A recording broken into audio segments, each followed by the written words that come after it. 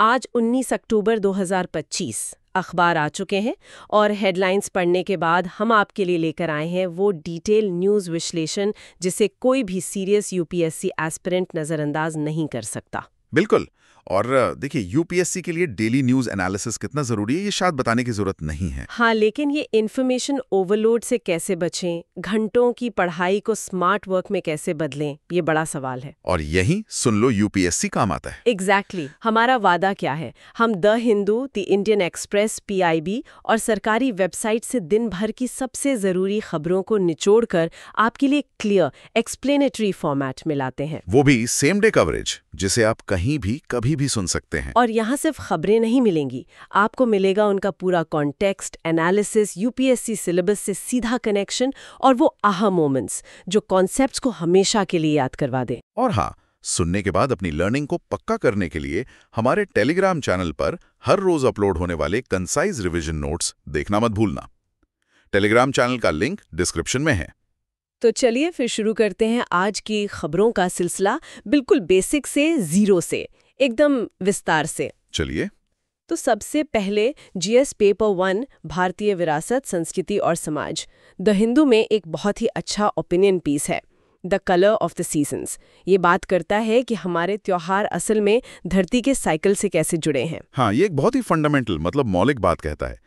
ये कहता है कि ऑर्गेनाइज धर्मों के आने से बहुत पहले भी इंसान मौसम के बदलावों का जश्न मनाता था। अच्छा, जैसे बारिश का आना, फसल का पकना या सर्दियों के लंबे अंधेरे के बाद सूरज का वापस लौटना। इन चीजों को सेलिब्रेट किया जाता था। तो एक तरह से ज्योग्राफी यानी भूगोल त्योहारों का रिदम सेट करता है और रिलीजन मतलब धर्म बाद में उसकी स्क्रिप्ट लिखता है, उसे एक कहानी देता है। ये तो बहुत दिलचस्प पर्सपेक्टिव है। कोई उदाहरण दे सकते हैं इसका? बिल्कुल। जैसे केरल का ओणम, ये त्योहार मानसून के जाने और धान की फसल पकने से सीधे जुड़ा है। उसकी पूरी कहानी राजा महाबली के इर्द गिर्द है, पर उसका टाइमिंग और सेलिब्रेशन का तरीका वो एग्रीकल्चरल साइकिल से जुड़ा है। हाँ, और दीपावली भी, वो भी कई जगहों पर फसल कटाई के बाद की खुशहाली, समृद्धि से जुड़ी हुई है ना। एग्जैक्टली। हार्वेस्ट फेस्टिवल का एलिमेंट है उसमें। और देखिए, आज ही अक्टूबर 19 बंगाल में मनाया जा रहा है भूत चतुर्दशी। भूत चतुर्दशी, ये क्या है? मैंने सुना है इसे बंगाली हैलोवीन भी कहते हैं। हाँ, कुछ लोग कहते हैं। इसमें एक खास रिवाज है 14 दिए जलाने का, और साथ में 14 तरह के साग, जिन्हें 14 शाक कहते हैं, खाने का रिवाज है। 14 ही क्यों? इसका क्या मतलब है? मान्यता ये है कि ये दिए पूर्वजों की 14 पीढ़ियों का रास्ता रोशन करते हैं, उनका स्वागत करते हैं, और साथ ही ये बुरी आत्माओं यानी भूत को घर से दूर रखते हैं। तो ये एंसेस्टर वर्शिप और प्रोटेक्शन फ्रॉम इविल स्पिरिट्स दोनों से जुड़ा है। और वो 14 साग, उसका क्या लॉजिक है? वो मौसम के हिसाब से। इस समय मौसम बदल रहा होता है, तो माना जाता है कि ये साग शरीर को शुद्ध करते हैं, इम्यूनिटी बढ़ाते हैं। तो देखिए कैसे स्पिरिचुअलिटी यानी आध्यात्मिकता और सीजनल विजडम मतलब मौसमी ज्ञान एक साथ मिले हुए हैं, पूर्वजों का सम्मान भी और सेहत का ध्यान भी। वाह, ये तो वाकई दिखाता है कि हमारे त्योहार कितने गहरे अर्थों से जुड़े हैं। बिल्कुल। लेकिन यहीं पर एक चिंता की बात भी है। एक तरफ हम ये सब मना रहे हैं और दूसरी तरफ, हाँ, यही वो पैराडॉक्स है जिसकी बात आप कर रही थी। बिल्कुल, हम त्योहार तो मना रहे हैं, पर उनका जो असली इकोलॉजिकल विजडम है, वो जो प्रकृति से जुड़ाव का संदेश है, उसे भूलते जा रहे हैं। दिल्ली की खबर देखिए ना। सुप्रीम कोर्ट ने पटाखों पर बैन लगाया था, फिर भी दिवाली पर जमकर पटाखे चले। हाँ। और नतीजा, AQI यानी एयर क्वालिटी इंडेक्स फिर से सीवियर कैटेगरी में जाने वाला है। ये क्या हो रहा है? मतलब हम त्योहार का मतलब ही बदल दे रहे हैं। ये एक बहुत बड़ा डिस्कनेक्ट दिखाता है। त्योहार मना रहे हैं प्रकृति का शुक्रिया अदा करने वाले, और तरीका अपना रहे हैं प्रकृति को नुकसान पहुंचाने वाला। वो कल्चरल मेमोरी यानी सांस्कृतिक स्मृति तो है, लोग जानते हैं कि दिवाली मनानी है, भूत चतुर्दशी मनानी है, पर उसका ईथॉस, उसका जो मूल भाव है, वो गायब होता जा रहा है। और द हिंदू का लेख जो चेतावनी दे रहा है क्लाइमेट चेंज की, वो तो और भी डराने वाली बात है। बिल्कुल, वो कह रहा है कि क्लाइमेट चेंज यानी जलवायु परिवर्तन इन त्योहारों की बुनियाद को ही हिला रहा है। वो जो मौसम का तय साइकिल था, जिसके आधार पर ये त्योहार बने थे, वही साइकिल अब बिगड़ रहा है। बेमौसम बारिश, ज्यादा गर्मी, अनियमित सर्दियां, ये सब इन त्योहारों के टाइमिंग और शायद उनके मतलब को भी बदल सकता है भविष्य में। ये सिर्फ सांस्कृतिक नुकसान नहीं है, ये हमारे अस्तित्व से जुड़ा संकट है। ये सोचने वाली बात है। लेकिन चलिए कुछ पॉजिटिव खबरों की तरफ बढ़ते हैं, कल्चर से जुड़ी हुई। भारत अपनी कल्चरल हेरिटेज यानी सांस्कृतिक विरासत को बचाने, प्रमोट करने और डिप्लोमेसी मतलब कूटनीति में इस्तेमाल करने के लिए भी काफी कुछ कर रहा है। हाँ बिल्कुल, और इसके 3 बहुत अच्छे उदाहरण आज के खबरों में हैं जो दिखाते हैं कि ये काम अलग-अलग लेवल्स पे हो रहा है। अच्छा, क्या है वो उदाहरण? पहला है अयोध्या से। वहां दीपोत्सव के मौके पर दुनिया का पहला रामायण थीम वाला वैक्स म्यूजियम मतलब मोम का संग्रहालय खुल रहा है। ओ वाव, रामायण थीम का वैक्स म्यूजियम। हाँ, करीब 6 करोड़ रुपए की लागत से बन रहा है और इसमें रामायण के किरदारों की लगभग 50 स्टैचूज होंगी। ये एक स्टेट लेड एफर्ट है, मतलब राज्य सरकार के नेतृत्व वाला प्रयास है। अयोध्या को एक ग्लोबल स्पिरिचुअल टूरिज्म हब, एक वैश्विक आध्यात्मिक पर्यटन केंद्र बनाने का ये बड़े पैमाने पर सांस्कृतिक पहचान को प्रोजेक्ट करने का तरीका है। ठीक है, ये तो हुआ सरकारी प्रयास। दूसरा उदाहरण क्या है? दूसरा उदाहरण जमीनी स्तर से है। देहरादून में 30वां विरासत आर्ट एंड हेरिटेज फेस्टिवल अभी खत्म हुआ है। विरासत फेस्टिवल? हाँ, और इसे कराया है रीच नाम की एक सिविल सोसाइटी ऑर्गेनाइजेशन ने। रीच का मतलब है rural entrepreneurship for art and cultural history. ये सरकारी नहीं, एक नागरिक समाज का प्रयास है। इसमें क्या खास था? इसमें भारत की विविधता की झलक थी। उत्तराखंड के लोक नाट्य से लेकर भरतनाट्यम, कथक जैसे क्लासिकल फॉर्म्स थे।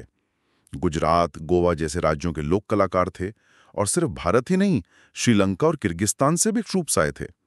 तो ये ग्रास रूट्स लेवल पर, मतलब जमीनी स्तर पर, भारत की डाइवर्सिटी को बचाने और सेलिब्रेट करने का प्रयास है।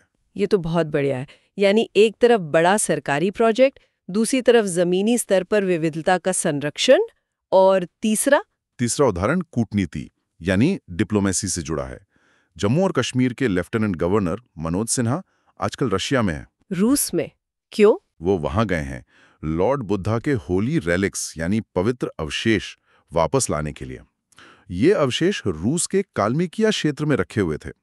काल्मिकिया यूरोप का एकमात्र ऐसा क्षेत्र है जहां बौद्ध धर्म मानने वाले बहुमत में हैं। अच्छा, तो ये अवशेष भारत लाए जा रहे हैं? हाँ, और इसे कहा जा रहा है रेलिक डिप्लोमेसी, अवशेष कूटनीति। भारत अपनी एंशिएंट हेरिटेज, अपनी प्राचीन विरासत को सॉफ्ट पावर की तरह इस्तेमाल कर रहा है रशिया के साथ अपने कल्चरल टाइज यानी सांस्कृतिक संबंधों को और मजबूत करने के लिए। तो मतलब सरकार बड़े प्रोजेक्ट्स भी कर रही है, छोटे स्तर पर सिविल सोसाइटी विविधता भी बचा रही है, और इंटरनेशनली से एक एसेट की तरह, एक पूंजी की तरह यूज भी कर रही है। ये तो काफी सोफिस्टिकेटेड अप्रोच लग रहा है। हाँ बिल्कुल, ये दिखाता है कि कल्चरल हेरिटेज सिर्फ अतीत की चीज नहीं है, बल्कि ये नेशनल कंसोलिडेशन, राष्ट्रीय एकीकरण, सोशल कोहीजन, सामाजिक एकजुटता और इंटरनेशनल एंगेजमेंट, अंतर्राष्ट्रीय जुड़ाव का एक डायनामिक टूल है, एक गतिशील उपकरण है। भारत इसे समझ रहा है और इस्तेमाल कर रहा है। चलिए, ये तो हुई संस्कृति की बात। अब चलते हैं जीएस पेपर 2 की तरफ, शासन, राजनीति और अंतर्राष्ट्रीय संबंध। इसमें सबसे पहले इंटरनेशनल रिलेशंस यानी अंतर्राष्ट्रीय संबंधों पर नजर डालते हैं। एक बड़ी खबर आ रही है पाकिस्तान और अफगानिस्तान से। हाँ, खबर है कि पाकिस्तान और अफगानिस्तान के बीच तत्काल सीज फायर यानी युद्ध विराम पर सहमति बन गई है। बातचीत दोहा में हुई है। ये तो अच्छी खबर है, पड़ोस में शांति होनी चाहिए। लेकिन इसमें खास बात क्या है? खास बात यह है कि मीडिएशन यानी मध्यस्थता किसने की? ये मध्यस्थता की है कतर और तुर्की ने। क्या कतर और तुर्की ने दो साउथ एशियन देशों के झगड़े को वेस्ट एशियन देश सुलझा रहे हैं? यही पॉइंट नोट करने वाला है। कतर और तुर्की दोनों ही देश इस रीजन के बाहर के हैं। इसका मतलब क्या निकलता है? सार्क तो वैसे ही इनएक्टिव पड़ा है इंडिया पाकिस्तान टेंशन्स की वजह से। तो क्या रीजनल मैकेनिज्म पूरी तरह फेल हो गए हैं? ये बिल्कुल उसी तरफ इशारा करता है। ये दिखाता है कि रीजनल कॉन्फ्लिक्ट रेजोल्यूशन मैकेनिज्म यानी क्षेत्रीय संघर्ष समाधान तंत्र में एक वैक्यूम, एक खालीपन पैदा हो गया है। और इस खालीपन को कतर और तुर्की जैसे एक्स्ट्रा रीजनल पावर्स यानी क्षेत्रीय बाहरी शक्तियां भर रही हैं। पर वो क्यों कर पा रहे हैं ये? उनके पास कुछ एडवांटेज हैं। उनकी रिलेटिव न्यूट्रलिटी, मतलब दोनों पक्षों के प्रति तुलनात्मक तटस्थता, उनका इकोनॉमिक लेवरेज, खासकर कतर का आर्थिक प्रभाव, और उनका डिप्लोमेटिक कैपिटल, उनकी कूटनीतिक पूंजी जो उन्होंने हाल के सालों में बनाई है, ये सब काम आ रहा है। इंडिया के लिए इसके क्या मायने हैं? पड़ोस में शांति तो भारत के हित में है, लेकिन ये जो बाहरी दखल बढ़ रहा है, इससे कुछ चिंता होनी चाहिए? देखिए, शांति हमेशा अच्छी होती है, लेकिन ये डेवलपमेंट भारत की जो ट्रेडिशनल रीजनल पावर यानी पारंपरिक क्षेत्रीय शक्ति वाली पोजीशन है, उसको कहीं ना कहीं चैलेंज करता है। कैसे? ये दिखाता है कि हमारे पड़ोसी देश समाधान के लिए अब रीजन से बाहर भी देख सकते हैं, और शायद देख रहे हैं। उन्हें लग सकता है कि बाहरी मध्यस्थ ज्यादा निष्पक्ष या प्रभावी हो सकते हैं। इससे भारत का जो इन्फ्लुएंस है, जो प्रभाव है, वो कम हो सकता है। तो भारत को क्या करना चाहिए? भारत को अपनी नेबरहुड फर्स्ट पॉलिसी पर और अपनी डिप्लोमेटिक स्ट्रैटेजी पर फिर से गौर करने की जरूरत है। उसे सोचना होगा कि वो कैसे अपने पड़ोसियों के साथ एंगेज करे, ताकि वो समाधान के लिए सबसे पहले भारत की तरफ ही देखें। अपना रेलेवेंस बनाए रखना होगा, वरना ये स्पेस दूसरे पावर्स भरते रहेंगे। ये जरूरी पॉइंट है। अच्छा, अब पश्चिम एशिया की तरफ चलते हैं। वेस्ट एशिया में गाजा का सीजफायर युद्ध विराम बहुत नाजुक बना हुआ है। यूएस ने चेतावनी भी दी है कि हमास शायद समझौते का उल्लंघन कर सकता है। हाँ, माहौल काफी कंस है, और इस टेंशन के बीच फोकस में आ गया है रफा बॉर्डर क्रॉसिंग। रफा बॉर्डर क्रॉसिंग ये कहाँ है और क्यों महत्वपूर्ण है? रफा बॉर्डर क्रॉसिंग ये गाजा स्ट्रिप और इजिप्ट के बीच एकमात्र ऑफिशियल रास्ता है जो सीधे इजराइल के कंट्रोल में नहीं है। बाकी सारे रास्ते या तो इजराइल कंट्रोल करता है या समुद्र है। तो ये गाजा के आम लोगों के लिए बाहर निकलने का और मानवीय सहायता अंदर आने का, समझिए, एक लाइफलाइन है। अच्छा, एकमात्र रास्ता जो इजराइल के सीधे कंट्रोल में नहीं है। पर क्या ये अभी खुला है? नहीं, यही तो मुद्दा है। ये अभी बंद है। बंद क्यों है? इजराइल ने इसे खोलने को हमास द्वारा सीज फायर शर्तों को पूरा करने से जोड़ दिया है, खासकर जो मृत बंधक हैं उनकी वापसी से। तो ये एक तरह से ह्यूमैनिटेरियन इशू यानी मानवीय मुद्दे का पॉलिटिसाइजेशन, उसका राजनीतिकरण हो गया है। लोगों की जरूरत को एक सौदेबाजी का जरिया बना दिया गया है। इसमें इजिप्ट का क्या रोल है? क्रॉसिंग तो इजिप्ट की तरफ है। इजिप्ट का रोल बहुत कॉम्प्लेक्स है। रफा क्रॉसिंग का कंट्रोल इजिप्ट के लिए स्टेट क्राफ्ट यानी राजकला का एक बहुत ताकतवर टूल है। वो इसे कब खोलेगा, कब बंद करेगा, कितना खोलेगा, इससे वो कई चीजें साधता है। जैसे अपनी नेशनल सिक्योरिटी, राष्ट्रीय सुरक्षा, क्योंकि वो नहीं चाहता कि गाजा से अस्थिरता मिस्र में फैले, हमास पर अपना इन्फ्लुएंस बनाए रखना, और इस पूरे कॉन्फ्लिक्ट में एक जरूरी मीडिएटर, एक मध्यस्थ वाली अपनी पोजीशन बनाए रखना। तो रफा क्रॉसिंग सिर्फ एक ह्यूमैनिटेरियन कॉरिडोर नहीं है, ये इजिप्ट के लिए एक जियोपॉलिटिकल लिवर, एक भू-राजनीतिक उत्तोलक और एक स्ट्रेटेजिक सेफ्टी वाल्व, एक सामरिक सुरक्षा वॉल्व बन गया है। मतलब लोगों की जरूरतें बड़े पॉलिटिक्स और सिक्योरिटी इंटरेस्ट के नीचे दब जाती हैं। बिल्कुल। रफा क्रॉसिंग की ये पूरी कहानी, ये पूरा गतिरोध असल में पूरे इजरायली पैलेस्टीनियन कॉन्फ्लिक्ट का एक माइक्रोकॉस्म, एक लघु रूप है। ये दिखाता है कि स्थायी शांति के रास्ते में कितनी मुश्किलें हैं, कितनी परतें हैं, और कैसे मानवीय जरूरतें अक्सर जियोपॉलिटिक्स की भेंट चढ़ जाती हैं। अच्छा, आईआर में एक और इंटरेस्टिंग डेवलपमेंट है जिसका जिक्र आपने किया था, पैरा डिप्लोमेसी का। हाँ, पैरा डिप्लोमेसी या सब नेशनल डिप्लोमेसी। ये क्या है? खबर है कि आंध्र प्रदेश के मिनिस्टर नारा लोकेश ऑस्ट्रेलिया के 6 दिन के दौरे पर हैं एजुकेशन और इंडस्ट्री में कोलैबोरेशन के लिए। तो ये पैरा डिप्लोमेसी कैसे हुई? पैरा डिप्लोमेसी का मतलब होता है जब सब नेशनल गवर्नमेंट्स, जैसे कि हमारे यहाँ राज्य सरकारें या शहर, वो अपने इंटरेस्ट के लिए, अपने हितों के लिए खुद ही फॉरेन रिलेशंस बनाते हैं, दूसरे देशों या उनके राज्यों शहरों के साथ सीधे संपर्क साधते हैं। अच्छा, यानी राज्य सरकारें खुद ही विदेश नीति चला रही हैं एक तरह से? विदेश नीति तो नहीं कहेंगे क्योंकि वो सेंटर का डोमेन है, लेकिन हाँ, अपने आर्थिक, शैक्षिक, सांस्कृतिक हितों को साधने के लिए वो सीधे इंटरनेशनल एंगेजमेंट कर रहे हैं। जैसे आंध्र प्रदेश के मंत्री ऑस्ट्रेलिया में यूनिवर्सिटीज देख रहे हैं, इन्वेस्टर्स से मिल रहे हैं, ये पैरा डिप्लोमेसी का क्लासिक उदाहरण है। तो ये कॉम्पिटिटिव फेडरलिज्म यानी प्रतिस्पर्धी संघवाद का इंटरनेशनल वर्जन जैसा हो गया। राज्य आपस में भी कम्पीट कर रहे हैं और अब दुनिया में भी। हाँ, आप कह सकती हैं। राज्य अब सिर्फ सेंट्रल गवर्नमेंट की फॉरेन पॉलिसी के पैसिव रिसीवर नहीं रहना चाहते, वो ग्लोबल स्टेज पर प्रोएक्टिव एजेंट्स बन रहे हैं। आंध्रा का फोकस आईटी और एजुकेशन पर है, तो स्ट्रैटेजिकली ऑस्ट्रेलिया को टारगेट कर रहा है, जहां इस क्षेत्र में काफी संभावनाएं हैं। गुजरात वाइब्रेंट गुजरात समिट करता है, महाराष्ट्र फिनटेक के लिए सिंगापुर से बात करता है। ये ट्रेंड बढ़ रहा है। ये राज्यों के विकास के लिए तो अच्छा है, उनको सीधे निवेश और तकनीक मिल सकती है, पर क्या इससे कोई चैलेंज भी है, कोई चुनौती? चैलेंज है कोऑर्डिनेशन का। सबसे बड़ा चैलेंज है स्टेट्स और मिनिस्ट्री ऑफ एक्सटर्नल अफेयर्स यानी विदेश मंत्रालय के बीच तालमेल का। ऐसा ना हो कि राज्य कुछ और बात कर रहे हों और केंद्र की नीति कुछ और हो। इससे इंटरनेशनल स्टेज पर भारत की तरफ से मिक्स्ड सिग्नल्स जा सकते हैं। हाँ, ये तो गड़बड़ हो सकती है। बिल्कुल। तो स्टेट्स को पार्टनर बनाना, उन्हें फॉरेन एंगेजमेंट में सक्रिय करना बहुत अच्छी बात है। ये कोऑपरेटिव फेडरलिज्म को भी मजबूत करता है।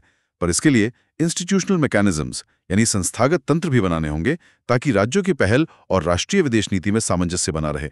नेशनल फॉरेन पॉलिसी कमजोर नहीं पड़नी चाहिए। ठीक है, ये पॉइंट समझ आ गया। अब पॉलिटिक्स एंड गवर्नेंस यानी राजनीति और शासन पर आते हैं। यहाँ सबसे पहले financial stability and development council FSDC की बात करते हैं। ये नाम सुना तो है, पर ये है क्या और क्यों जरूरी है? हाँ, FSDC यानी वित्तीय स्थिरता और विकास परिषद। ये इंडिया की एपेक्स बॉडी है, मतलब सर्वोच्च संस्था है मैक्रो इकोनॉमिक और फाइनेंशियल रेगुलेशन के मामलों के लिए। एपेक्स बॉडी मतलब सबसे ऊपर, RBI से भी? स्ट्रक्चर के हिसाब से हाँ। इसकी चेयरपर्सन यूनियन फाइनेंस मिनिस्टर यानी केंद्रीय वित्त मंत्री होती हैं, और मेंबर्स में RBI गवर्नर, सेबी के चेयरमैन, IRDI के चेयरमैन, PFRDA के चेयरमैन और फाइनेंस मिनिस्ट्री के टॉप ऑफिशियल्स होते हैं। तो ये सबको एक टेबल पर लाती है। अच्छा, ये बनी कब थी और क्यों? ये 2010 में बनी थी। इसकी सिफारिश रघुराम राजन कमेटी, रघुराम राजन समिति ने 2008 में की थी। और इसकी जरूरत खास तौर पर 2008 के ग्लोबल फाइनेंशियल क्राइसिस, वैश्विक वित्तीय संकट के बाद महसूस हुई थी। उस संकट से क्या सबक मिला था जिसके कारण FSDC बनानी पड़ी? सबसे बड़ा सबक ये था कि एक फ्रैगमेंटेड रेगुलेटरी लैंडस्केप यानी विखंडित नियामक परिदृश्य, जहां अलग अलग रेगुलेटर्स जैसे RBI बैंकों के लिए, सेबी मार्केट्स के लिए, IRDI बीमा के लिए, PFRDA पेंशन के लिए, सब अपने अपने साइलोज में काम कर रहे हों, वो खतरनाक हो सकता है। कैसे खतरनाक? क्योंकि इन अलग अलग दायरों के बीच में गैप्स रह सकते हैं, खाली जगह हैं, और इन्हीं गैप्स में सिस्टेमिक रिस्क पनप सकता है। सिस्टेमिक रिस्क मतलब ऐसा जोखिम जो किसी एक संस्था या सेक्टर तक सीमित न रहे, बल्कि पूरे फाइनेंशियल सिस्टम को, पूरी अर्थव्यवस्था को गिराने का खतरा पैदा कर दे। 2008 में यही हुआ था। एक सेक्टर का संकट पूरी दुनिया में फैल गया। तो FSDC को इसीलिए बनाया गया ताकि ऐसा दोबारा ना हो? एग्जैक्टली। FSDC का मेन मैंडेट ही यही है, पूरे सिस्टम पर नजर रखना, सिस्टेमिक रिस्क को पहचानना और उसे कम करने के उपाय करना। इसे कहते हैं macro prudential supervision, macro prudential पर्यवेक्षण। और इसके अलावा FSDC क्या करती है? इसके 3 मुख्य काम हैं। जैसा कि नाम से ही जाहिर है, financial stability and development council. पहला, फाइनेंशियल स्टेबिलिटी यानी वित्तीय स्थिरता बनाए रखना, जिसमें मैक्रो प्रूडेंशियल सुपरविजन शामिल है। दूसरा, इंटर रेगुलेटरी कोऑर्डिनेशन यानी अंतर नियामक समन्वय करना, मतलब RBI से भी IRDA, PFRDA जैसे रेगुलेटर्स के बीच तालमेल बिठाना, अगर उनके बीच कोई मतभेद हो तो उसे सुलझाना। तीसरा, फाइनेंशियल सेक्टर डेवलपमेंट यानी वित्तीय क्षेत्र विकास को बढ़ावा देना। इसमें फाइनेंशियल लिटरेसी, वित्तीय साक्षरता और फाइनेंशियल इंक्लूजन, वित्तीय समावेशन जैसे मुद्दे भी आते हैं। तो ये साइलोड अप्रोच मतलब अलग-थलग काम करने के तरीके से हटकर एक होलिस्टिक अप्रोच, एक समग्र दृष्टिकोण की तरफ एक बड़ा कदम है। बिल्कुल। FSDC भारत का इंस्टीट्यूशनल डिफेंस है, एक संस्थागत कवच है 21वीं सदी के कॉम्प्लेक्स फाइनेंशियल क्राइसिस के खिलाफ। ये सुनिश्चित करता है कि हमारे रेगुलेटर्स मिलकर काम करें और पूरे सिस्टम की सेहत का ध्यान रखें। ठीक है, FSDC समझ आ गया। अब गवर्नेंस में ही अकाउंटेबिलिटी यानी जवाबदेही से जुड़ी एक खबर पर बात करते हैं। पंजाब में एक सीनियर IPS ऑफिसर के सस्पेंशन की खबर आई है, एक ब्राइबरी केस में। ये सस्पेंशन किस कानून के तहत हुआ है? ये हुआ है all India services discipline and appeal rules 1969 के तहत। हिंदी में कहें तो अखिल भारतीय सेवा, अनुशासन और अपील नियम 1969। ये नियम सेंट्रल गवर्नमेंट ने ऑल इंडिया सर्विसेज एक्ट 1951 के अंदर बनाए हैं। ऑल इंडिया सर्विसेज मतलब IAS, IPS और IFOS है ना? हाँ, Indian administrative service, Indian police service और इंडियन फॉरेस्ट सर्विस, ये तीनों ऑल इंडिया सर्विसेज हैं और ये नियम इन्हीं पर लागू होते हैं। तो पंजाब वाले केस में इन नियमों का कौन सा रूल लगा है? इसमें रूल 3(2) नियम 3(2) का इस्तेमाल हुआ है। ये डीम्ड सस्पेंशन यानी मानित निलंबन की बात करता है। डीम्ड सस्पेंशन ये क्या होता है? चार्ज में 48 आवर्स यानी 48 घंटे से ज्यादा ऑफिशियल कस्टडी मतलब सरकारी हिरासत, पुलिस या न्यायिक हिरासत में रहता है तो उसे ऑटोमेटिकली सस्पेंड माना जाएगा। सरकार को अलग से सस्पेंशन ऑर्डर निकालने की जरूरत नहीं है, वो कानूनन सस्पेंड हो जाता है। ओह, 48 घंटे की कस्टडी पर ऑटोमेटिक सस्पेंशन, इसके पीछे क्या तर्क है? तर्क यह है कि अगर कोई अफसर इतने गंभीर आरोप में 48 घंटे से ज्यादा हिरासत में है तो ये सेवा की गरिमा और पब्लिक ट्रस्ट के खिलाफ जाता है, इसलिए उसे तुरंत प्रभाव से सेवा से निलंबित माना जाता है। ये रूल ऑफ लॉ पर आधारित है, इसमें सरकार का डिस्क्रेशन नहीं है। ये रूल्स फेडरल बैलेंस यानी संघीय संतुलन के लिहाज से क्यों इम्पोर्टेंट है? क्योंकि ये अफसर तो राज्यों में काम करते हैं। बिल्कुल सही सवाल है। ऑल इंडिया सर्विसेज का स्ट्रक्चर ही यूनिक है। इनकी भर्ती सेंटर करता है यूपीएससी के जरिए, पर इन्हें स्टेट कैडर्स अलॉट होते हैं और ये ज्यादातर स्टेट गवर्नमेंट्स के कंट्रोल में काम करते हैं। तो ये रूल्स इसी डुअल कंट्रोल स्ट्रक्चर को रिफ्लेक्ट करते हैं। कैसे? इन नियमों के तहत डिसिप्लिनरी कार्रवाई यानी अनुशासनात्मक कार्रवाई स्टेट गवर्नमेंट शुरू कर सकती है। सस्पेंशन भी स्टेट कर सकता है कुछ शर्तों के साथ, लेकिन मेजर पेनल्टी यानी बड़ी सजा जैसे कि डिसमिसल या रिमूवल फ्रॉम सर्विस वो सिर्फ सेंट्रल गवर्नमेंट ही दे सकती है, स्टेट गवर्नमेंट की सिफारिश पे या उसके बिना भी। अपील्स भी ज्यादातर सेंटर में ही सुने जाते हैं। अच्छा, तो मतलब फाइनल कंट्रोल सेंटर का रहता है। अगर स्टेट और सेंटर में डिसएग्रीमेंट हो जाए किसी अफसर पर एक्शन लेने को लेकर, तब क्या होगा? रूल्स बिल्कुल साफ हैं इस मामले में। अगर सस्पेंशन या डिसिप्लिनरी एक्शन पर स्टेट और सेंटर के बीच मतभेद होता है तो सेंट्रल गवर्नमेंट की राय ही मानी जाएगी। सेंटर की प्राइमेसी है इस मामले में। तो इन रूल्स का मकसद क्या है? ये अफसरों को बचाता है या उन पर कंट्रोल रखता है? इसका डुअल पर्पस है, दोहरा उद्देश्य। पहला, ऑफिसर्स को लोकल पॉलिटिकल प्रेशर यानी स्थानीय राजनीतिक दबाव से कुछ हद तक बचाना, ताकि वो निष्पक्ष होकर कानून के हिसाब से काम कर सकें। उन्हें पता है कि अंतिम अथॉरिटी सेंटर है। दूसरा, उन्हें एक uniform national standard of conduct यानी आचरण के एक समान राष्ट्रीय मानक के प्रति अकाउंटेबल, जवाबदेह बनाना। वो सिर्फ राज्य के प्रति नहीं, पूरे देश के प्रति जवाबदेह हैं। और ये डीम्ड सस्पेंशन वाला रूल 3(2) ये इसी अकाउंटेबिलिटी का एक उदाहरण है। ये नॉन डिस्क्रेशनरी है, मतलब इसमें कोई भेदभाव या ढील की गुंजाइश नहीं। 48 घंटे कस्टडी हुई तो सस्पेंशन होगा।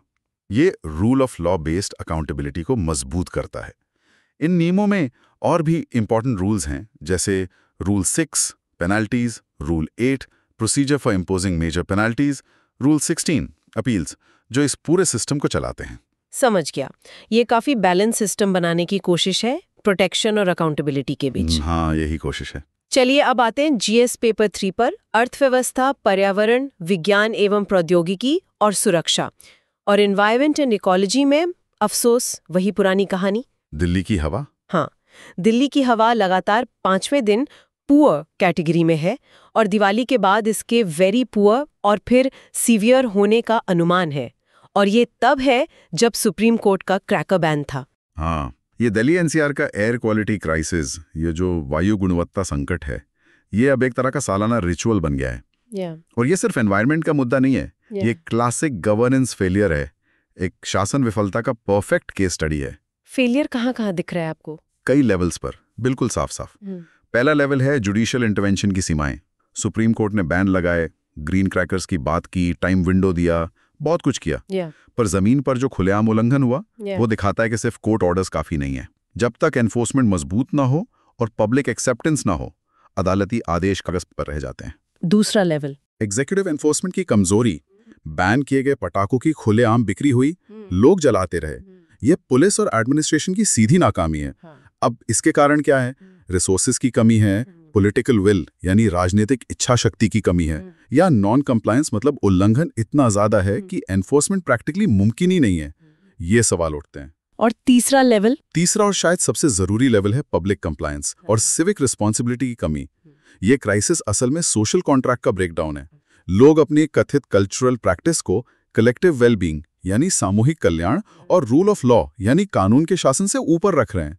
उन्हें हेल्थ इम्पैक्ट्स पता है, उन्हें पता है कि हवा जहरीली हो रही है, बच्चों बुजुर्गों को तकलीफ हो रही है, फिर भी बैन का उल्लंघन हो रहा है। ये एक तरह की सिविक एपैथी, नागरिक उदासीनता दिखाता है। मतलब प्रॉब्लम पता है, कारण भी पता है, स्टबल बर्निंग है, वेहिकुलर पोल्यूशन है, इंडस्ट्रियल पोल्यूशन है, और फिर ये फेस्टिव इमिशंस जुड़ जाते हैं। सोल्यूशन भी लीगली मैंडेटेड है, जैसे grab, graded response action plan. फिर भी हर साल यही होता है। ये फ्रस्ट्रेशन वाली बात है। एग्जैक्टली। इसलिए मैं कह रहा हूं कि ये सिर्फ एनवायरमेंटल चैलेंज नहीं है, ये गवर्नेंस मलेज यानी शासन की एक गहरी बीमारी का सिम्टम है। टॉप डाउन सॉल्यूशन जमीन पर फेल हो रहे हैं क्योंकि स्टेट कैपेसिटी कमजोर है, पॉलिटिकल इनर्शिया, राजनीतिक जड़ता है और सबसे बढ़कर पब्लिक पार्टिसिपेशन की भारी कमी है। जब तक ये तीनों चीजें ठीक नहीं होंगी तब तक ये धुंध शायद छटने वाली नहीं है। निराशाजनक है। अच्छा, एनवायरनमेंट से जुड़ी एक और खबर है जो शायद इससे भी ज्यादा चिंताजनक है। वर्ल्ड मीटेरोलॉजिकल ऑर्गेनाइजेशन WMO की नई रिपोर्ट आई है। हाँ, WMO यानी विश्व मौसम विज्ञान संगठन, और ये रिपोर्ट वाकई चिंता बढ़ाने वाली है। क्या कहती है ये रिपोर्ट? ये कहती है कि 2023 से 2024 के बीच एटमॉस्फेरिक कार्बन डाइऑक्साइड कॉन्सेंट्रेशन में, यानी वायुमंडल में कार्बन डाइऑक्साइड की मात्रा में रिकॉर्ड इंक्रीज हुआ है। एक साल में 3.5 ppm, 3.5 पार्ट्स पर मिलियन का उछाल। 3.5 ppm, ये कितना ज्यादा है? ये 1957 से जब से ये मापन व्यवस्थित रूप से शुरू हुआ है तब से अब तक का highest year on year increase है।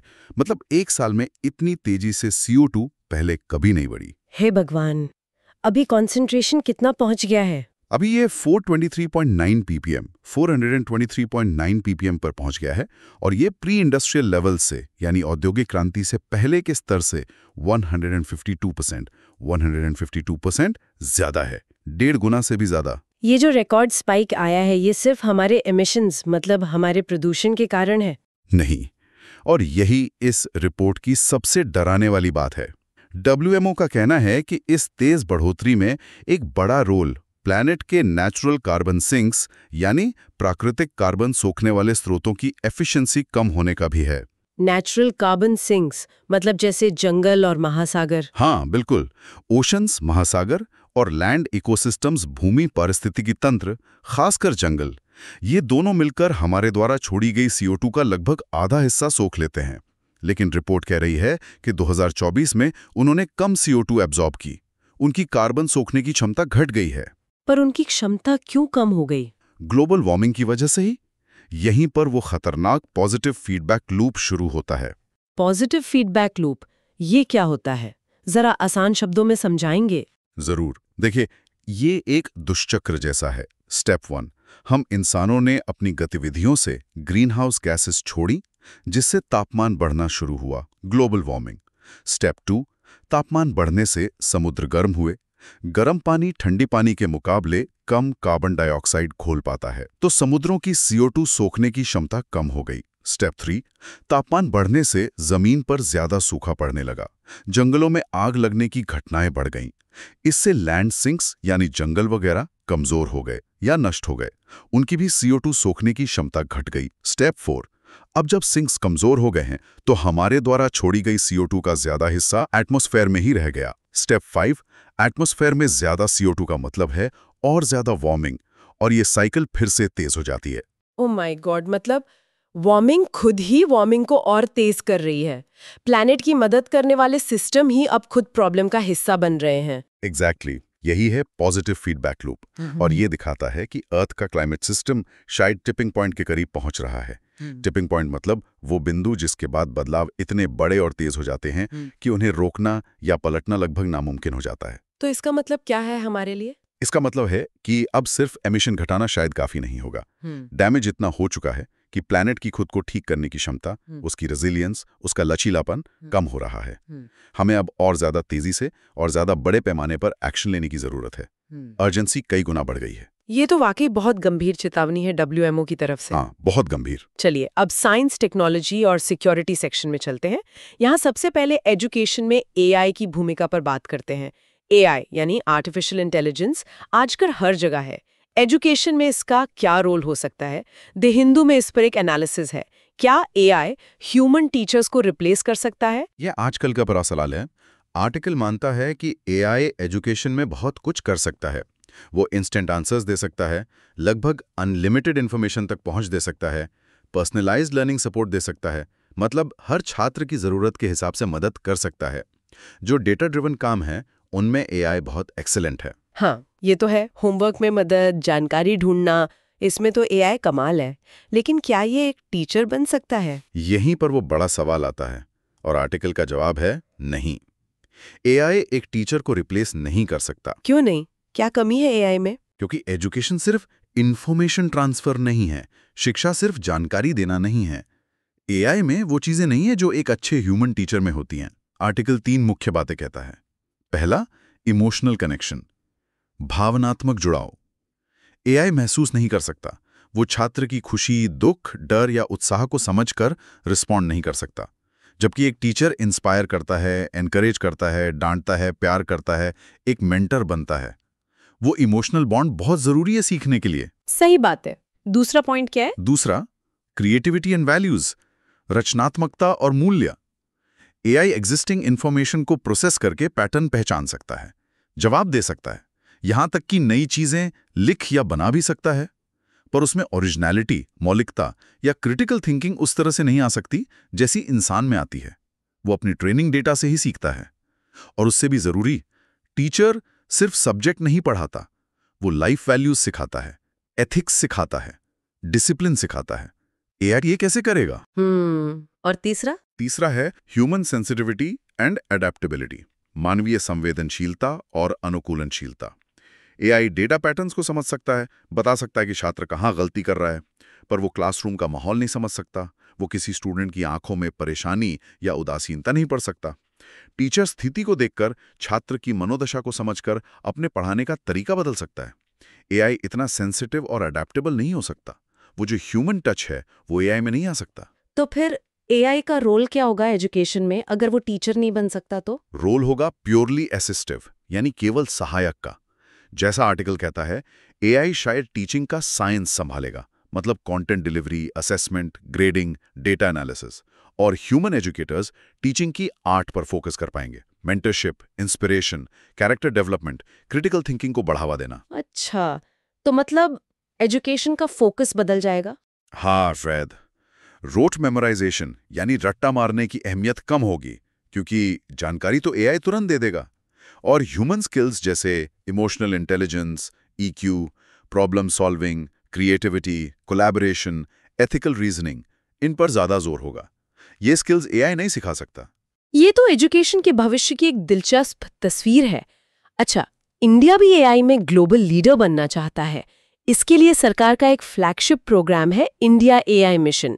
इसके बारे में कुछ बताइए। हाँ, इंडिया एआई मिशन, इसे 2024 में ही अप्रूव किया गया है और इसका आउटले काफी बड़ा है, 10,300 करोड़।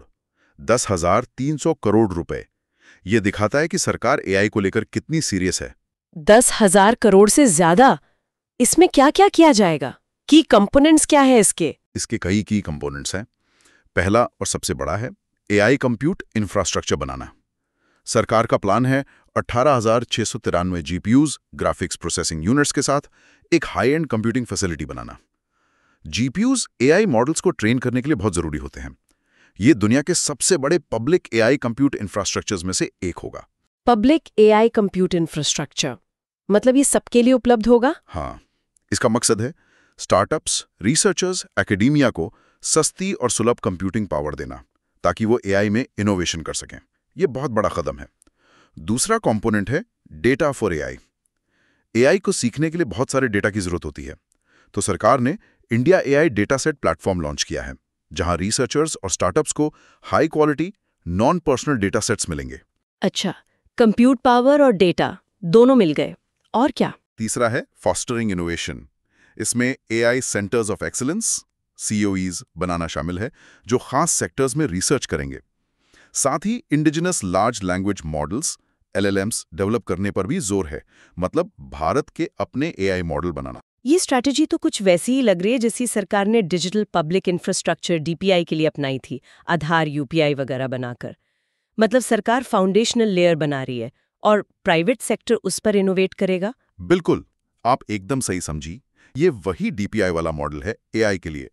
सरकार इंफ्रास्ट्रक्चर और प्लेटफॉर्म बना रही है ताकि प्राइवेट सेक्टर और एकेडेमिया उस पर एप्लीकेशंस और सॉल्यूशंस बना सकें। और इसके रिजल्ट्स दिख भी रहे हैं।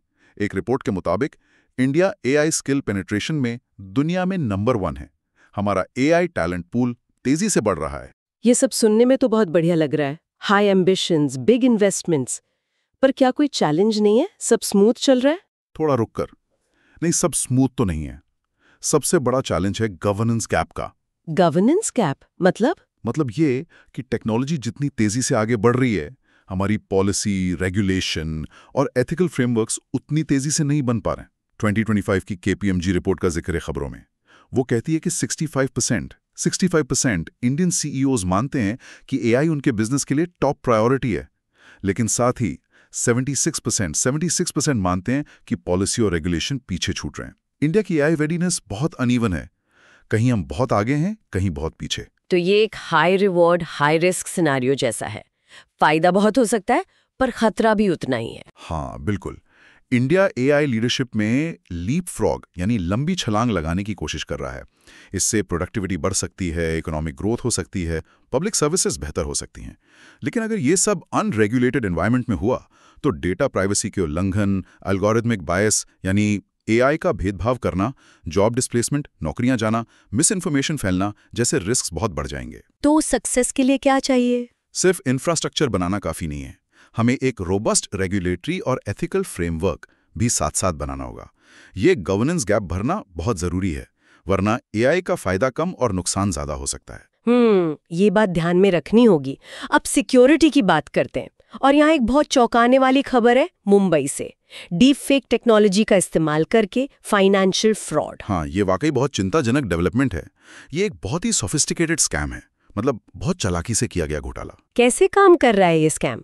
खबरों के मुताबिक चाइनीज फ्रॉडस्टर्स हैं जो इंडियन डिजिटल एड एजेंसीज के साथ मिलकर सोशल मीडिया प्लेटफॉर्म्स जैसे फेसबुक, इंस्टाग्राम पर फ्रॉडलेंट इन्वेस्टमेंट एड्स डाल रहे हैं, मतलब झूठे निवेश विज्ञापन। और इन एड्स में क्या होता है? इन एड्स में वो डीप फेक टेक्नोलॉजी का इस्तेमाल करते हैं। डीप फेक मतलब AI की मदद से बनाया गया नकली वीडियो या ऑडियो जो बिल्कुल असली लगता है। तो ये फ्रॉडस्टर्स जाने माने इन्वेस्टमेंट एनालिस्ट्स या न्यूज एंकर्स के डीप फेक वीडियोस बनाते हैं, जिनमें वो नकली लोग इन्वेस्टमेंट टिप्स देते हुए दिखते हैं या किसी स्कीम की तारीफ करते दिखते हैं। अरे बाप रे, मतलब किसी भरोसेमंद चेहरे का नकली वीडियो बनाकर लोगों को फंसा रहे हैं। एग्जैक्टली। लोग उन जाने पहचाने चेहरों पर भरोसा करके एड्स पर क्लिक करते हैं, फिर उन्हें व्हाट्सएप ग्रुप्स में ऐड किया जाता है और फिर धीरे धीरे उन्हें fraudulent online share trading schemes में इन्वेस्ट करने के लिए मनाया जाता है। ये जनरेटिव AI का वेपनाइजेशन है। AI का हथियार की तरह इस्तेमाल करके ट्रस्ट को एक्सप्लॉइट करना, भरोसे का गलत फायदा उठाना। ये तो बहुत ही खतरनाक है, खासकर इंडिया जैसे देश में जहां डिजिटल लिटरेसी अभी भी कम है। लोग आसानी से झांसे में आ सकते हैं। बिल्कुल। और ये इसे और खतरनाक बनाता है कि ये क्रॉस बॉर्डर क्राइम है। परपेट्रेटर्स यानी मुख्य अपराधी चाइना में बैठे हैं, platforms Facebook, Instagram US based हैं और उनके कोलैबोरेटर्स इंडिया में हैं। तो इसकी इन्वेस्टिगेशन करना, अपराधियों तक पहुंचना बहुत मुश्किल है। ट्रेडिशनल लॉ एनफोर्समेंट की तरीके यहाँ काफी नहीं है। तो फिर सॉल्यूशन क्या है? कैसे रोका जाए इसे? रेगुलेटरी रिस्पॉन्स को रिएक्टिव से प्रोएक्टिव और प्रेडिक्टिव बनाना होगा। मतलब सिर्फ घटना होने के बाद एक्शन लेने से काम नहीं चलेगा, हमें पहले से तैयार रहना होगा और आने वाले खतरों का अंदाजा लगाना होगा। और अच्छी बात यह है कि SEBI, securities and exchange board of India, इसी दिशा में काम कर रहा है। SEBI क्या कर रहा है? SEBI एक AI ड्रिवन सिस्टम बना रहा है जिसका नाम रखा गया है RAIDR। RAIDR जैसे रडार होता है? हाँ बिल्कुल। इसका फुल फॉर्म है regulatory AI driven advertisement reviewer. ये सिस्टम AI का इस्तेमाल करके ऑनलाइन प्लेटफॉर्म्स पर मिसलीडिंग एड्स, झूठे वादे करने वाले विज्ञापनों और अनाधिकृत फिनफ्लुएंसर्स, फाइनेंशियल इन्फ्लुएंसर्स के कंटेंट को ऑटोमेटिकली मॉनिटर करेगा और पकड़ लेगा। वाह, मतलब AI से फैलने वाले फ्रॉड से लड़ने के लिए AI का ही इस्तेमाल। एग्जैक्टली। ये डिजिटल डोमेन में एक तरह की एसिमेट्रिक वॉरफेयर जैसी स्थिति है।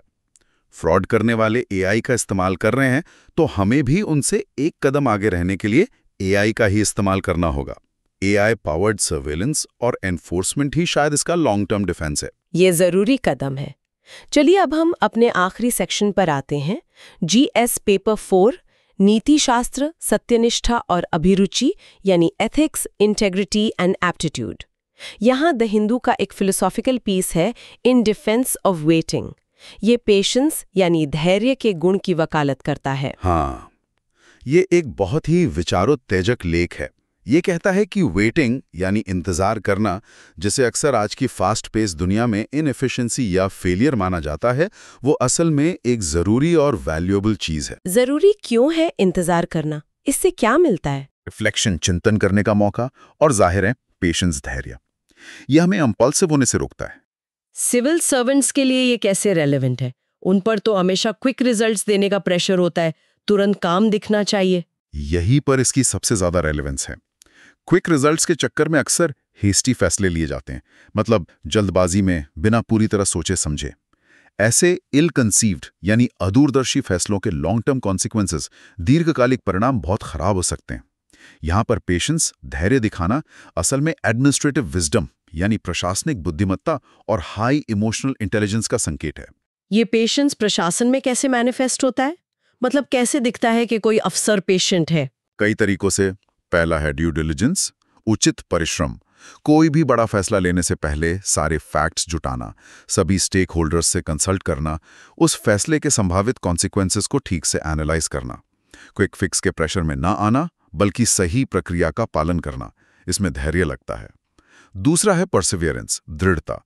पब्लिक पॉलिसीज, खासकर जो गहरी सामाजिक आर्थिक समस्याओं को हल करने के लिए बनाई जाती हैं, वो रातों रात रिजल्ट नहीं देती। उनमें सालों लग सकते हैं। क्रिटिसिज्म सहते हुए, निराशा के बावजूद उन लॉन्ग टर्म प्रोजेक्ट्स को पूरा करने के लिए जो धैर्य चाहिए, वो परसिवियरेंस है। तीसरा है इमोशनल रेगुलेशन, भावनात्मक विनियमन। प्रेशर में काम रहना। किसी मुश्किल स्थिति में या जब कोई आप पर चिल्ला रहा हो या पॉलिटिकल प्रेशर हो, तो इम्पल्सिवली रिएक्ट करने के बजाय पॉज करके रिफ्लेक्ट करना, सोच समझकर जवाब देना। ये कॉम्प्लेक्स नेगोशिएशंस में, पब्लिक एंगर को संभालने में, पॉलिटिकल प्रेशर को झेलने में बहुत मदद करता है। तो पेशेंस का मतलब पैसिविटी या निष्क्रियता नहीं है कि बस बैठे रहो, कुछ मत करो। नहीं, बिल्कुल नहीं। ये एक एक्टिव स्टेट ऑफ रिफ्लेक्शन है, एंड्योरेंस है और स्ट्रेटेजिक रिस्ट्रेंट है, मतलब सोच समझकर रुकना या धीमे चलना। ये एक एथिकल और इफेक्टिव सिविल सर्वेंट्स के लिए बहुत जरूरी फाउंडेशनल वैल्यू है। बिना धैर्य के शायद अच्छी गवर्नेंस संभव ही नहीं है। बहुत गहरी बात है। अच्छा, एथिक्स से जुड़ा एक और किस्सा है इंडियन एक्सप्रेस में जो दिल को छू जाता है। छत्तीसगढ़ की एक 85 साल की महिला है, देवला बाई। वो एक पीपल के पेड़ के कटे हुए तने से लिपट कर रो रही थी। हाँ, मैंने भी पढ़ी वो खबर, बहुत मार्मिक थी। उन्होंने उस पेड़ को 20 साल से ज्यादा पाला था, बिल्कुल अपने बच्चे की तरह, जैसा उन्होंने कहा, और उसे कुछ कमर्शियल रीजन से काट दिया गया। हमारे GS4 सिलेबस में कंपैशन यानी करुणा एक फाउंडेशनल वैल्यू मानी गई है, खासकर वीकर सेक्शंस के प्रति। ये कहानी इस कंपैशन के आइडिया को कैसे एक्सपैंड करती है? ये कहानी दिखाती है कि कंपैशन सिर्फ ह्यूमन टू ह्यूमन यानी इंसान से इंसान तक ही सीमित नहीं होना चाहिए। इसके दो महत्वपूर्ण पहलू हैं। पहला, expanding the circle of compassion, करुणा का दायरा बढ़ाना। देवलाबाई का दुख एक नॉन ह्यूमन एंटिटी, एक पेड़ के साथ उनके डीप नॉन यूटिलिटेरियन बॉन्ड को दिखाता है। उनके लिए उस पेड़ की सिर्फ इकोनॉमिक वैल्यू नहीं थी, लकड़ी की कीमत नहीं थी, एक इमोशनल कनेक्शन था, एक रिश्ता था। ये दिखाता है कि करुणा का दायरा पूरे इकोसिस्टम तक, प्रकृति के दूसरे जीवों और तत्वों तक फैल सकता है और फैलना चाहिए। ये नेचर की इंट्रिंसिक वैल्यू, उसके आंतरिक मूल्य को पहचानता है, न कि सिर्फ उसके इंसानी उपयोगिता वाले मूल्य को। और दूसरा पहलू? दूसरा, ये कहानी एंथ्रोपोसेंट्रिक एथिक्स यानी मानव केंद्रित नैतिकता को चैलेंज करती है। एंथ्रोपोसेंट्रिक व्यू वो है जहां इंसान ब्रह्मांड के केंद्र में है और बाकी सब कुछ, पूरी प्रकृति, सिर्फ उसके इस्तेमाल के लिए एक रिसोर्स है। देवलाबाई का पर्सपेक्टिव इस सोच को चुनौती देता है। उनका नजरिया इकोसेंट्रिक एथिक्स यानी पारिस्थितिकी केंद्रित नैतिकता के ज्यादा करीब है, जहां इंसान प्रकृति का हिस्सा है, मालिक नहीं, जहां नेचर सिर्फ रिसोर्स नहीं बल्कि लिविंग एंटिटीज की एक कम्युनिटी है। एडमिनिस्ट्रेटर्स के लिए, खासकर जो पर्यावरण से जुड़े फैसले लेते हैं, उनके लिए इसका क्या मतलब है? उनके लिए ये पर्सपेक्टिव बहुत जरूरी है। जो सिविल सर्वेंट्स एनवायरनमेंट से जुड़े डिसीजंस लेते हैं, जैसे डिस्ट्रिक्ट कलेक्टर या डिविजनल फॉरेस्ट ऑफिसर DFO, उन्हें सिर्फ इकोनॉमिक असेसमेंट, लीगल रूल्स या टेक्निकल रिपोर्ट से आगे देखना होगा। उन्हें लोकल कम्युनिटीज का नेचर के साथ जो कल्चरल, स्पिरिचुअल और इमोशनल कनेक्शन है, उसे समझना होगा और उसकी रिस्पेक्ट करनी होगी। मतलब सिर्फ ये नहीं देखना कि पेड़ काटने से कितना पैसा मिलेगा या कानून क्या कहता है। हाँ, एक कंपैशनेट एडमिनिस्ट्रेटर ये समझेगा कि किसी गांव के लिए एक सेक्रेड ट्री, एक पवित्र वृक्ष को काटना सिर्फ एक एनवायरमेंटल एक्ट नहीं है, वो उनके लिए कल्चरल और इमोशनल वायलेंस भी हो सकता है। डेवलपमेंट जरूरी है, पर वो सस्टेनेबल होने के साथ साथ जस्ट यानी न्यायपूर्ण और ह्यूमेन यानी मानवीय भी होना चाहिए। देवलाबाई का दुख हमें यही सिखाता है। बिल्कुल। ये कहानी वाकई सोचने पर मजबूर करती है। तो ये थी हमारी आज की खबरों और उनके विश्लेषण पर विस्तृत चर्चा। अब जल्दी से आज की टेकअवेज, मुख्य बातें क्या रहीं, उन्हें रिकॉल कर लेते हैं। जरूर। पहली बात, भारतीय त्योहारों की जड़ें मौसम और प्रकृति में हैं, पर आधुनिक उद्यान मतलब मॉडर्न सेलिब्रेशन अक्सर इस इकोलॉजिकल विजडम, इस पारिस्थितिकी ज्ञान से दूर होते जा रहे हैं। दूसरी, भारत कल्चरल हेरिटेज यानी सांस्कृतिक विरासत को बचाने, प्रमोट करने और डिप्लोमेसी में सॉफ्ट पावर की तरह इस्तेमाल कर रहा है। इसके उदाहरण हमने देखे अयोध्या म्यूजियम, विरासत फेस्टिवल और रेलिक डिप्लोमेसी। तीसरी, पाकिस्तान अफगानिस्तान सीज फायर में कतार और टर्की की मीडिएशन साउथ एशिया में एक्स्ट्रा रीजनल पावर्स के बढ़ते इन्फ्लुएंस और रीजनल मैकेनिज्म जैसे सार्क की कमजोरी को दिखाती है। चौथी, गाजा का राफा क्रॉसिंग सिर्फ एक ह्यूमैनिटेरियन कॉरिडोर नहीं, बल्कि इजिप्ट और इजराइल के लिए एक स्ट्रेटेजिक जियोपॉलिटिकल लेवर, एक सामरिक भू-राजनीतिक उत्तोलक बन गया है। पांचवीं, आंध्र प्रदेश का ऑस्ट्रेलिया दौरा पैराडिप्लोमेसी का उदाहरण है, जहां राज्य खुद इंटरनेशनल रिलेशंस बना रहे हैं, पर MEA के साथ कोऑर्डिनेशन बहुत जरूरी है। छठी, FSDC financial stability and development council Bharat की एपेक्स बॉडी है फाइनेंशियल स्टेबिलिटी और इंटर रेगुलेटरी कोऑर्डिनेशन के लिए, जो 2008 के संकट के बाद बनी थी। सातवीं, AI discipline and appeal rules 1969 officers को प्रोटेक्शन एंड अकाउंटेबिलिटी का एक बैलेंस देते हैं, जिसमें रूल 3(2) के तहत डीम्ड सस्पेंशन, 48 आवर्स कस्टडी और सेंटर की प्राइमेसी शामिल है। आठवीं, दिल्ली एयर पोल्यूशन एक गवर्नेंस फेलियर है, जिसमें जुडिशरी, एग्जीक्यूटिव और सिटीजन्स तीनों स्तर पर कमियां हैं। ये एक सिस्टेमिक प्रॉब्लम है। नवीं, WMO ने CO2 लेवल्स में रिकॉर्ड इंक्रीज रिपोर्ट किया है, और चिंता की बात यह है कि इसका कारण सिर्फ एमिशंस नहीं, बल्कि नेचुरल कार्बन सिंक्स का वीक होना भी है।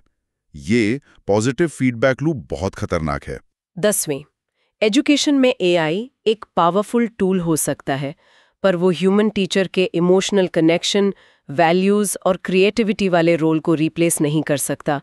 उसका रोल असिस्टिव होगा। 11वीं, इंडिया AI मिशन देश में AI इकोसिस्टम बना रहा है, पर तेजी से एडॉप्शन के साथ गवर्नेंस गैप को भरना एक बड़ा चैलेंज है। रेगुलेशन पीछे नहीं छूटना चाहिए। 12वीं, डीपफेक्स का इस्तेमाल फाइनेंशियल फ्रॉड में बढ़ रहा है, जो एक नया साइबर सिक्योरिटी खतरा है।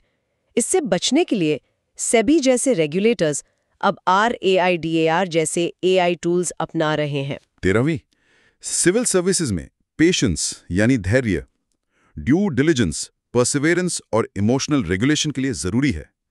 ये पैसिविटी नहीं, बल्कि ये एक्टिव गुण है। और 14वीं, कंपैशन यानी करुणा सिर्फ इंसानों तक सीमित नहीं होनी चाहिए। एनवायरमेंटल एथिक्स में नेचर के इंट्रिंसिक वैल्यू और लोगों के इमोशनल कनेक्शन को समझना बहुत जरूरी है। ये थे आज के मुख्य पॉइंट्स। बिल्कुल। और अब एकदम जल्दी से आज के प्रीलिम्स फैक्ट्स पर एक नजर। हाँ, फटाफट।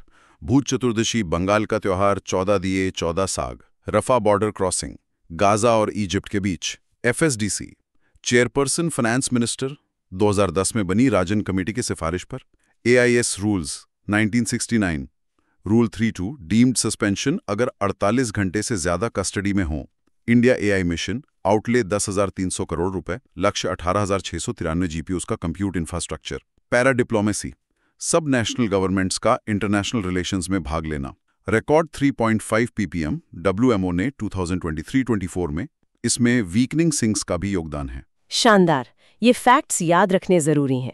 अच्छा, आज की चर्चा के आधार पर मेंस प्रैक्टिस क्वेश्चंस भी तैयार हैं। इन्हें लिखने की कोशिश जरूर करें। पहला सवाल त्योहारों और इकोलॉजी के संबंध पर है, दूसरा पैरा डिप्लोमेसी पर, तीसरा FSDC की भूमिका पर और चौथा AI के नैतिक आयामों पर। ये सभी सवाल आपको हमारे टेलीग्राम चैनल पर मिल जाएंगे। और अपनी प्रीलिम्स की तैयारी जांचने के लिए आज का डेली क्विज लगाना ना भूलें। 5 मल्टीपल चॉइस क्वेश्चंस हैं, आंसर्स और एक्सप्लेनेशंस के साथ। ये भी टेलीग्राम पर उपलब्ध है। और चलते चलते क्विक रिवीजन के लिए कुछ की टर्म्स के फ्लैश कार्ड्स। पहला, सिस्टेमिक रिस्क, ऐसा जोखिम जो पूरे फाइनेंशियल सिस्टम को प्रभावित कर सकता है। दूसरा, पॉजिटिव फीडबैक लूप क्लाइमेट, ऐसी प्रक्रिया जिसमें वार्मिंग खुद ही वार्मिंग को और बढ़ाती है, जैसे सिंक का कमजोर होना। तीसरा, डीपफेक, AI की मदद से बनाया गया नकली पर विश्वसनीय लगने वाला वीडियो या ऑडियो। और चौथा, ऑल इंडिया सर्विसेज AIS, वो सेवाएं IAS, IPS, IFOS जिनकी भर्ती सेंटर करता है पर वो स्टेट्स या यूनियन में काम करते हैं डुअल कंट्रोल स्ट्रक्चर के तहत। Excellent recap. तो ये थी हमारी आज की विस्तृत चर्चा। उम्मीद है आपको इससे फायदा हुआ होगा। देखिए, UPSC की ये जर्नी लंबी और मुश्किल लग सकती है, कभी कभी निराशा भी होती होगी। ऐसे पलों में याद रखिए आप ये क्यों कर रहे हैं, आपका मकसद क्या है। हाँ, जैसा मार्गरेट शेस स्मिथ ने कहा था, और ये बात याद रखने लायक है, public service must be more than doing a job efficiently and honestly. It must be a complete dedication to the people and to the nation. मैं दोहराती हूँ, it must be a complete dedication to the people and to the nation. आपकी ये मेहनत, ये घंटों की पढ़ाई, ये सिर्फ एक पोजीशन पाने के लिए नहीं है, ये उस डेडिकेशन की, उस समर्पण की लाइफ की तैयारी है। हर चैप्टर जो आप पढ़ते हैं, हर आंसर जो आप लिखते हैं, वो आपको देश के लोगों की बेहतर सेवा करने के काबिल बना रहा है। इस हायर पर्पस को, इस ऊंचे लक्ष्य को हमेशा पकड़ कर रखिए, यही आपको सबसे मुश्किल दिनों में हिम्मत देगा। तो कीप मूविंग फॉरवर्ड, लगे रहिए। इस विश्लेषण को अगर जरूरत लगे तो दोबारा सुने, ताकि कॉन्सेप्ट्स और अच्छे से समझ आ जाएं और पक्के हो जाएं। ये न सिर्फ आपको UPSC में मदद करेगा, बल्कि आपको एक इन्फॉर्म्ड सिटीजन, एक जागरूक नागरिक भी बनाएगा। बिल्कुल। और हाँ, अगर आपको हमारा ये प्रयास पसंद आया तो प्लीज हमारे YouTube चैनल सुन लो UPSC को लाइक करें, शेयर करें, अपने दोस्तों के साथ साझा करें। आपकी कोई सवाल या सुझाव हो तो नीचे कमेंट करें, हमें पढ़कर अच्छा लगेगा। और हाँ, सब्सक्राइब करना बिल्कुल ना भूलें, वो जो बेल आइकन है ना, उसे भी दबा दें ताकि कोई भी जरूरी विश्लेषण आपसे मिस ना हो। आप सिर्फ ₹299 की मंथली मेंबरशिप ज्वाइन करके हमारे सभी वीडियोस को एक्सेस कर सकते हैं। इससे हमें भी सपोर्ट मिलता है, और अगर आप चाहें तो सुपर थैंक्स का ऑप्शन भी इस्तेमाल कर सकते हैं। आपका छोटा सा कंट्रीब्यूशन भी हमें इस चैनल को लॉन्ग टर्म में सस्टेनेबल बनाने में बहुत मदद करेगा। तो मिलते हैं कल नए दिन की ताज़ा खबरों और उनके गहन विश्लेषण के साथ। तब तक पढ़ते रहिए, सीखते रहिए। जय हिंद। जय हिंद।